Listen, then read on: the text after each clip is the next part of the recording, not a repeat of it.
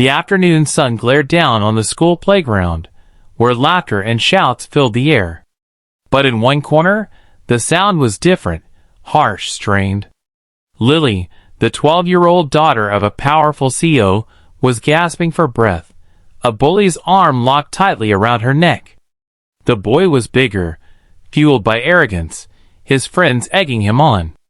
Lily's face turned pale as she clawed for air, but no teacher was nearby.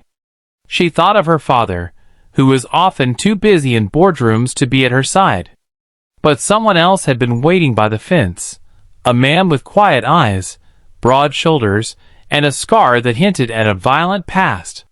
He was Jack Reynolds, a single dad who lived simply, known by few, feared by none, until now. The moment he saw Lily's struggle, his instincts snapped like lightning. He vaulted over the fence, his movements precise, controlled, like a fighter entering the ring. The bully froze, his grip loosening as Jack's voice cut through the chaos. "Let her go! Now!" The playground fell silent. The kids whispered. They knew Jack was different, but none knew his past, that he was a former UFC champion who had walked away from fame to raise his little girl alone. Lily staggered free, coughing, her eyes wide with both fear and relief. Jack's gaze locked on the bully, not with rage, but with something deeper, the demand for respect. And in that moment, everything was about to change. The bully backed away, his bravado cracking under the weight of Jack's presence. For a moment, the boy tried to smirk, but his trembling hands betrayed him. Jack didn't raise his voice, didn't even touch him. He only stepped forward, steady and calm, the kind of calm that comes from years of facing real battles. "Strength," Jack said quietly, his eyes never leaving the boy, "isn't measured by hurting someone weaker. It's measured by protecting them." The words landed heavier than a punch. The crowd of kids, once eager for a fight, now stood frozen, their whispers shifting to curiosity. Who was this man who spoke with such authority? One of the teachers finally rushed over, flustered and shocked. Sir, you can't just—" she began, but then she recognized him. Her jaw fell slightly. She remembered those posters from years ago. Jack Reynolds, the UFC lightweight champion. Headlines about his undefeated streak, then the sudden disappearance when his wife died. He had vanished from the spotlight, choosing to raise his daughter quietly. Lily clung to his arm, her tears streaking down her cheeks. Jack crouched beside her, brushing her hair back gently. "You're safe now, sweetheart," he whispered. In his voice, the warrior melted into the father. The CO, Lily's father, arrived moments later, summoned by frantic calls. His suit was sharp, his presence commanding, but when he saw his daughter in Jack's arms, something inside him shifted. He expected fear, chaos, but instead he saw peace. And for the first time, the powerful CO wondered, who is this man, and why does my daughter feel safer with him than with me? The answer would unravel more than either of them expected.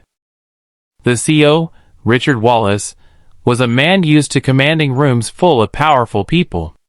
Yet as he rushed across the playground, his expensive shoes crunching on the gravel, he felt powerless. His daughter, pale and shaken, clung not to him, but to a stranger. "Lily!" Richard called, his voice breaking. She looked at him, then buried her face deeper into Jack's chest. The rejection stung sharper than any boardroom defeat. Richard stopped in front of Jack, his eyes narrowing. "Who are you? And why are you holding my daughter?" Jack stood slowly, his calm presence a stark contrast to Richard's sharp tone. "Name's Jack Reynolds. I saw your daughter in trouble. I wasn't about to stand by and do nothing." Richard's gaze flickered, recognition dawning. "Reynolds the fighter?" Jack gave a short nod. "Not anymore. Just a dad doing his job."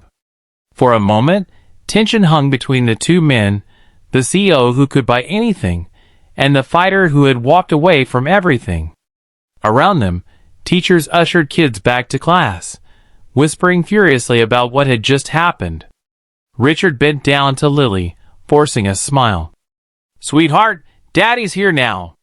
But her trembling hands tightened around Jack's sleeve. Jack softened his tone. "She needs calm, not chaos. Let her breathe."